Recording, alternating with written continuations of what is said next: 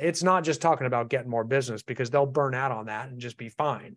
You got to stay on top of them. You got to stay ahead of them. You got to be talking about places they haven't gone, because that's what will motivate them to walk across the hot coals.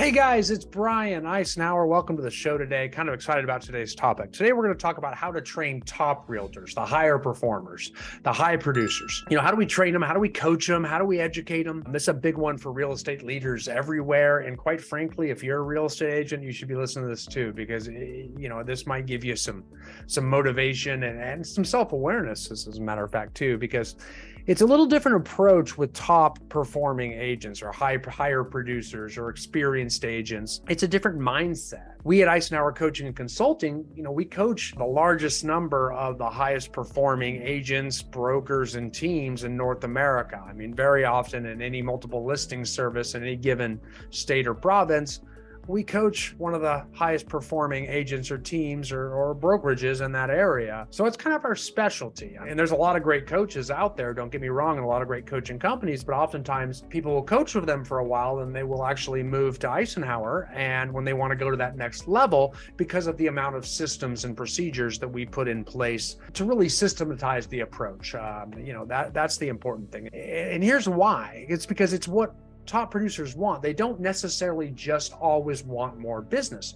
When you're coaching newer agents or lower producing agents, that's all they'll think about. Just like when you're talking to like a young kid in their 20s, any kid, not even in real estate, they just want more money. That's all they want.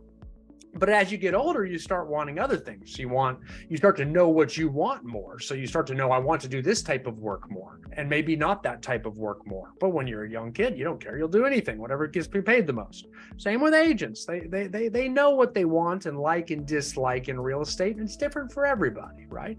You also, as you get older, you want more of your time back, right? So you don't want to necessarily work so hard. You want to get more passive income coming in from different activities. You also possibly have more money. So you're not as broke. You'll spend money to get a higher return on your investment back, whereas newer agents and lower producers won't. So it's a very different mindset that happens with these top producers. So what I always say is diversification and scaling. Those are the two things we need to be talking about: diversification and scaling. And we'll start with scaling first, actually. Scaling means, this is for the time factor. When you're coaching or training top producing agents, we need to talk about getting their time back. They always want that. And if they don't want it, they'll say, but I just don't have time right now, I'm working. Because agents are often very good warriors, but they're not the best chiefs. They're not that good at leaders. They haven't learned that. They're really good at generating business and handling it and servicing it. They're great in the business. But when they have to let go to somebody else, at some point, letting go gets extremely difficult, right? And once they've let go of something and they've had someone do a good job of handling that task or duty for them, then they're pretty good at that and they move on. But a lot of times they have bad experiences. They don't train, they don't onboard, they don't monitor property, they don't have systems for training them. They just do it on the fly, by trial and error. And that is devastating to real estate careers because you get tired of trial and error. And it's usually very catastrophic. I mean, the odds of just hiring someone and letting go of your whole business to them without any type of guidance, it's very slim that works out. That's when people usually come to us. As a matter of fact, I've tried, but it didn't work, and they waste a lot of time, energy, and money. It slows down their retirement age in a big way. So I strongly recommend don't doing that. Very few succeed with their own methods or just trying to, Frankenstein it together by watching free YouTube videos. It just doesn't work. So I know that's self-serving, and I'm a little biased, but I promise you that is correct. That is just correct. I've been doing this for too long, right? So when we're scaling, we're trying to increase personnel. So, the more agents that they have means they can rely on the production of other agents more and less on their own production. It means they get out of production. We have many clients that have grown real estate teams where they're fully out of production. Many that are in the process of getting out of production. And we always want to remind them that is out there, that is the finish line. That's the goal. We're trying to scale this business because there's a lot of headaches with scaling. and especially until you can have someone leading your organization that'll handle the recruiting and the retention of it. Until that, there's probably more headaches than there are when you're just a solo agent. So getting stuck in the middle before you scale out is a real dangerous place to be. I'll tell you that right now. But we always want to remind them of the finish line when we're training them and coaching them, telling them that's the goal. Otherwise, they're going to have to work forever until they just turn the water off. They turn the faucet off and you stop drinking, which means you better have enough money saved up to retire, right? So they want to be trained on that. Then we're going to also, so we got to increase, through administrative staff and growth through agents. We're going to actually increase by scaling with personnel. And we have to constantly be reminding them that it's worth walking across the hot coals, all the frustrations that working with personnel create, the lack of motivation, the quitting, the going, grass is always greener, the leaving you, the coming back, all that, the pain that people create. And you've done this enough times, you become numb to it. It's water off a duck's back. But if you just start doing it, you get really hurt emotionally when people leave you or they blame you or they quit or they don't succeed.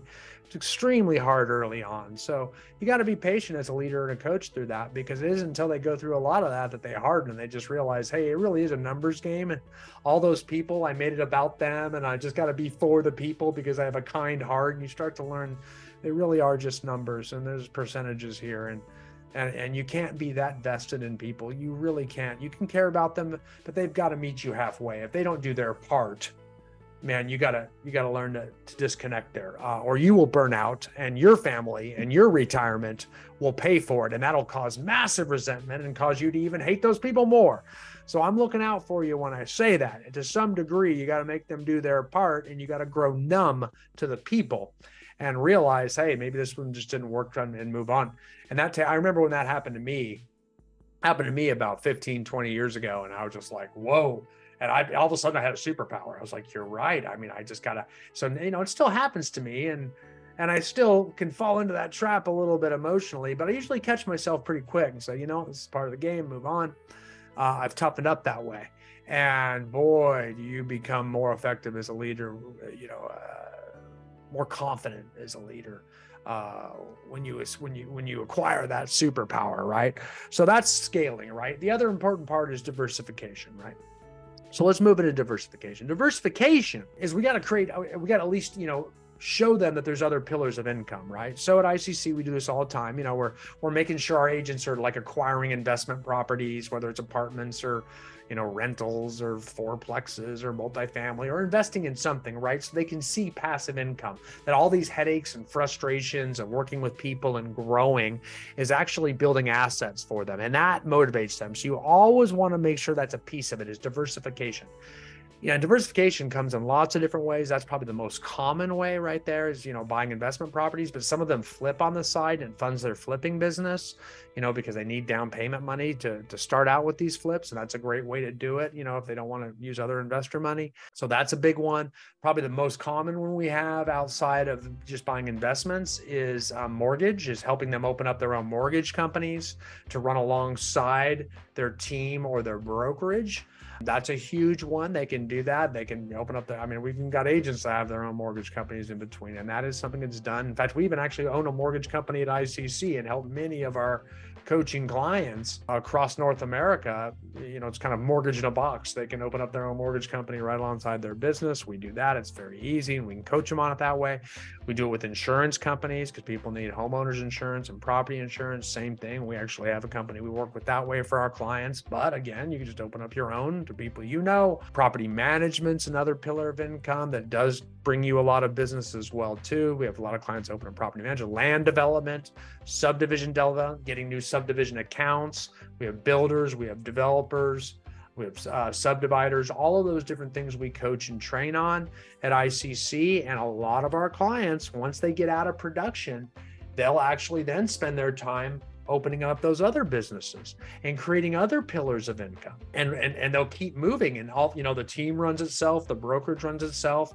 Now maybe my subdivision runs itself, because so many leaders get stuck and they stay in production themselves. They don't see other way. And that That's brutal. That really is a brutal way to go. And it's hard to retire. It's hard to scale that if the business just relies on you.